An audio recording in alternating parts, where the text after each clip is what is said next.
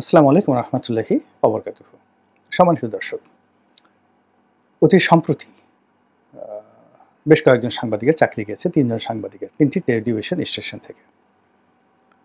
তাদের অপরাধ ছিল তারা সংস্কৃতি উপদেষ্টা মোস্তফা সরোয়ার ফারুকী তাকে কিছু প্রশ্ন করেছেন এবং সেই প্রশ্নের উত্তর দিতে গিয়ে মোস্তফা সরোয়ার ফারুকী বিক্ষুব্ধ হয়েছেন, বিব্রত হয়েছেন, রাগান্বিত হয়েছেন।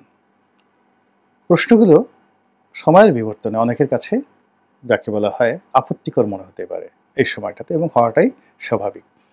কিন্তু যে প্রশ্ন করা হয়েছে সে প্রশ্নগুলো খুবই যৌক্তিক এবং সত্য প্রশ্ন। যেমন আপনি যাকে তাকে খুনি বলতে পারেন না, কখনো কোনো অবস্থাতেই আপনি কোনো একটা মানুষকে খুনি বলতে পারেন না। খুনি বলার যে অধিকার এটি কেবলমাত্র বিচার বিভাগে রয়েছে। তো উনি যারা সাংবাদিক প্রশ্ন করেছেন যে খুনি বলা হচ্ছে কেন, এই গেল এক। ২ নম্বর হলো যে বলা হচ্ছে যে শেখ হাসিনা এতগুলো খুন করেছেন, তো একজন মানুষ এতগুলো খুন কিভাবে করেন, এই প্রশ্নগুলো করা হয়েছে। তো এটার লিগ্যাল যে ব্যাকগ্রাউন্ড বা এটার যে লিগ্যাল মানে পার্সপেক্টিভ বা পারপাস, আপনি যেটাই বলেন না কেন, এটা মোস্তফা সরোয়ার ফারুকী না জেনে তিনি এখানে আবেগকে প্রশ্রয় দিয়েছেন যে এখন পর্যন্ত জুলাই আগস্টের বিপ্লবের যে রেশ কাটেনি, এখন পর্যন্ত জুলাই আগস্ট বিপ্লবের সময় যারা আহত হয়েছেন তাদের ঘা শুকোয়নি, আর এই সময়টাতে আপনি এই প্রশ্ন করেন, এটা কি ধরনের কথা? ওনার এই বক্তব্য ঠিক আছে, কিন্তু এখানে একটা মাঝামাঝি জায়গায় হতে পারত।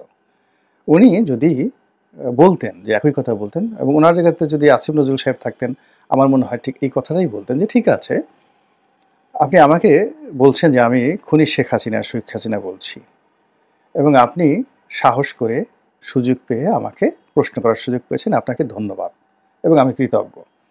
আপনাকে বিনয়ের সাথে প্রশ্ন করতে চাই, সাবেক প্রধানমন্ত্রী শেখ হাসিনার যে প্রেস কনফারেন্স হতো, তিনি তো কথায় কথায় খুনি খালেদা, খুনি জিয়াউর রহমান সাহেবকে খুনি জিয়া বলতেন। তো তখন আপনি বা আপনারা কেন প্রতিবাদ করেননি বা কোনোদিন করেছেন? বা জিয়াউর রহমান সাহেব তো একজন মৃত মানুষ, তিনি কেন বারবার কথায় কথায় জিয়াউর রহমানকে খুনি জিয়া বলতেন? আমার কাছে মনে হচ্ছে যে উনি যদি মাথা ঠান্ডা রেখে এই কথাগুলো বলতেন, তাহলে ওই যে সাংবাদিক প্রশ্ন করেছেন তিনি উত্তর দিতে পারতেন না। দ্বিতীয়ত, তিনি অবনত হতেন। তারপর যদি মিস্টার ফারুকী বলতেন যে দেখুন, এই যে জুলাই আগস্ট বিপ্লব, সেই বিপ্লবের একটা সফলতা হলো যে কথা শেখ হাসিনার সামনে আপনি বলতে পারতেন না, সেই কথাটি এখন আপনি আমার সঙ্গে বলতে পারছেন। থার্ডলি হলো, আমি কেন শেখ হাসিনাকে খুনি বলছি। আইনের দৃষ্টিতে আপনি যে প্রশ্নটা করেছেন সেই প্রশ্নটা ঠিক, কিন্তু আমি যে চেয়ারটিতে বসে আছি এটি জন আকাঙ্ক্ষার একটি ফসল। জনগণের আকাঙ্ক্ষার কারণেই একটা বিপ্লব হয়েছে এবং সেই বিপ্লবের ফসল হিসাবে আমি এখানে বসেছি। কাজেই যে কথা বললে জনগণ খুশি হয়, জনগণের আত্মা শান্তি পায়, সেই কথাগুলো আমাকে এখানে বলতে হচ্ছে। এখন শেখ হাসিনা পালিয়ে গেছেন, ভারতে গেছেন, সেখানে গিয়ে তিনি দিদারসে সরকারের বিরুদ্ধে কথাবার্তা বলছেন, আমরা তাকে এনে বিচার করতে পারছি না। তো সেক্ষেত্রে তাকে একটা কথা বলে বা তাকে একটা গালি দিয়ে যদি জনমনের আস্থা তৈরি করা যায়, প্রশান্তি তৈরি করা যায়, এটা সব রাজনীতিবিদরাই করে এবং সকল পলিটিক্যাল চেয়ার অ্যান্ড পোর্টফোলিও করে। এইভাবে যদি তিনি বলতেন, তাহলে আমার কাছে মনে হচ্ছে যে পরিবেশ এবং পরিস্থিতি স্বাভাবিক থাকতো। কিন্তু তা না করে তিনি যেভাবে ক্রোধ দেখিয়েছেন, ক্ষোভ দেখিয়েছেন, এটা শোভনীয় হয়নি। দ্বিতীয়ত, যেভাবে চাকরি চলে গেছে এখন এটা নিয়ে খুব ট্রল হচ্ছে, ভীষণ রকম ট্রল হচ্ছে। সেই ট্রলে হলো যে এখানে বাংলাদেশে যদি আপনি কথা বলতে যান, তাহলে আপনাকে চাকরি যাবে, তারপরে শেষে আপনাকে মবের শিকার হতে হবে, অপমানের শিকার হতে হবে। এটা হলো স্বাভাবিক কথা বললে। দ্বিতীয়ত, বোনাস হিসেবে আপনার জেলেও যাওয়া লাগতে পারে। এই কথাগুলো আসলে সরকারের জন্য খুবই বিব্রতকর। জুলাই এবং আগস্ট বিপ্লবে সকল মানুষের অবদান, দেশের 18 কোটি মানুষের হাতে গোনা সামান্য সংখ্যক মানুষ ছাড়া প্রায় সবাই এই বিপ্লবের হকদার, অংশীদার। এবং এখন যারা ক্ষমতার চেয়ারে মসনদে বসে আছেন, তাদের সকলের উপর জনগণের হক রয়েছে। তাদের সফলতা আমাদের সফলতা, আবার তাদের যদি ব্যর্থতা হয় সেই ব্যর্থতাও কিন্তু আমাদের ব্যর্থতা। তো কাজেই এই যে যা কিছু হচ্ছে এখন গণমাধ্যমগুলোতে, তা কিন্তু শেখ হাসিনার জামানাতে হতো না। তখন দেখা গেল যে ডিজিএফআই থেকে একটা টেলিফোন করা হতো। ধরুন একজন ডিজিএফআই থেকে ফোন করেছেন কর্নেল, তো পত্রিকার সম্পাদক তার সম্পর্ক রয়েছে একজন জেনারেলের সঙ্গে, তিনি হয়তো জেনারেলকে ফোন করলেন, মিনিমাইজ হয়ে যেত। জেনারেল সাহেব বললেন যে না, এটা আমি পারবো না, এটা উপর থেকে এসেছে, মন্ত্রী সাহেব বলেছেন, প্রধানমন্ত্রী কার্যালয় থেকে এসেছে। তখন সম্পাদক তার সাধ্য অনুযায়ী সেই জায়গাতে তারা চেষ্টা করতেন, তদবির করতেন, আর ব্যর্থ হলে মনে করতেন আচ্ছা ঠিক আছে, ইটস ওকে, ইটস ওকে। কিন্তু তার মুভ করার যথেষ্ট সুযোগ ছিল। কিন্তু এখন যে অবস্থা হয়ে গেছে যে আপনি যখনই কোনো গর্তের মধ্যে পড়ে গেছেন, ওই গর্ত থেকে বেরোনোর আর কোনো উপায় নাই। আপনি যদি কোনো মবের মধ্যে পড়ে যান, সেটা আপনি উপদেষ্টা হন, মেজর জেনারেল হন, লেফটেন্যান্ট জেনারেল হন, সেনাবাহিনীর প্রধান হন, ডক্টর মোহাম্মদ ইউনূস হন, শেখ হাসিনা হন, সাবেক মন্ত্রী হন, আওয়ামী লীগের নেতা হন, ডাজ নট ম্যাটার। ওই মুহূর্তে মবের মধ্যে পড়ে আপনাকে ওই মবের যে দুর্ভোগ দুর্দশা, ওটা উপভোগ করতে হবে, পোহাতে হবে। ওর বাইরে আপনি যেতে পারবেন না। এটাই হলো বাস্তবতা। কিন্তু শেখ হাসিনার জামানাতে এই জিনিসগুলো ছিল না। সংবাদপত্রে দুটো কাজ করা হতো, অর্থাৎ বিজ্ঞাপন কমিয়ে দেওয়া হতো, বিজ্ঞাপন দেওয়া হতো না। প্রথম আলো থেকে শুরু করে যারা পত্রিকা ছিল তাদেরকে বিজ্ঞাপন দেওয়া হতো না। আর ওই সাংবাদিকদেরকে, নির্দিষ্ট বড় বড় পত্রিকার সাংবাদিকদেরকে গণভবনে ঢুকতে দেওয়া হতো না। এটা ছিল প্রথম শাস্তি।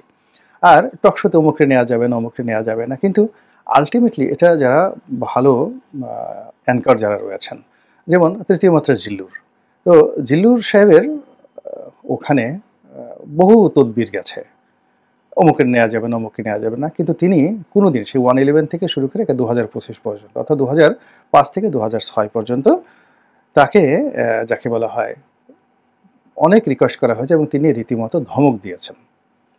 সেই ডিজিএফআই কর্মকর্তা তো তাকে টেলিফোন করতে সাহসই পান নাই। তারা বড় জোর শাইখ সিরাজকে টেলিফোন করেছেন, সাগর সাহেবকে টেলিফোন করেছেন।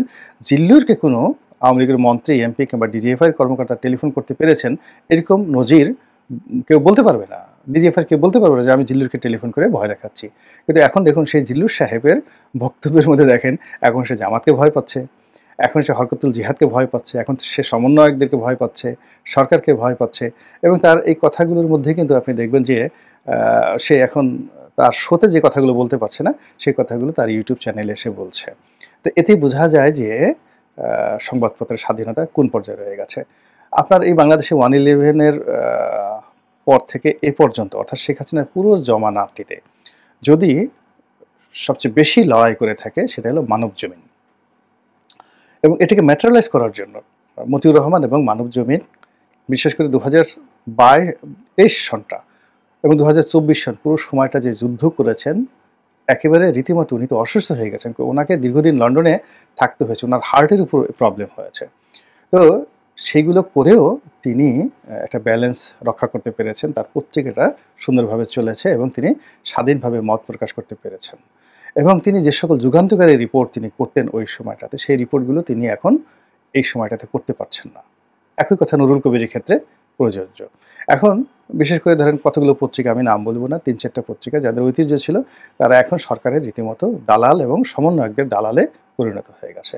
তাহলে এই যে আমরা যে স্বাধীনতার কথা বলছি, বাক স্বাধীনতার কথা বলছি, এটার সঙ্গে আওয়ামী লীগের জমানার স্বাধীনতা, এখানে আরেকটা কথা, এখানে যে বাল শব্দটি ব্যবহার করা হচ্ছে, বাল মিন্স মানে চুল নয় বা গোপনাঙ্গের লোম নয়। এখানে বাল বলতে যেটা বোঝাচ্ছি সেটা হলো আওয়ামী লীগের ঠাট্টা করে মানুষে BAL বাল, এটা সাদাউদ্দিন কাদের চৌধুরীর সময়, মানে উনি প্রথম বলেছেন যে আওয়ামী লীগ মিন্স বাংলাদেশ আওয়ামী লীগ BAL বাল। এখন সেই বালের যুগে, অর্থাৎ আওয়ামী লীগের যুগে যে বাক স্বাধীনতা ছিল, সেই স্বাধীনতাটাও এখন তো রইল না। এবং এটা একজন উপদেষ্টার বিরুদ্ধে কথা বললে চাকরি চলে যাবে, একজন সার্জিসের বিরুদ্ধে কথা বলে চাকরি চলে যাবে, আরেকজন মাহফুজের বিরুদ্ধে কথা বলে চাকরি চলে যাবে। এটা কি ধরনের কথা? এই জিনিসগুলো তো সাস্টেন করবে না, আলটিমেটলি এগুলো সাস্টেন করবে না। এবং এই জিনিসগুলো আসলে মানে আপনাদেরকে যারা আছেন তাদেরকে দুর্বল করবে, সরকারকে দুর্বল করবে, পুরো প্রশাসন যন্ত্রকে দুর্বল করবে।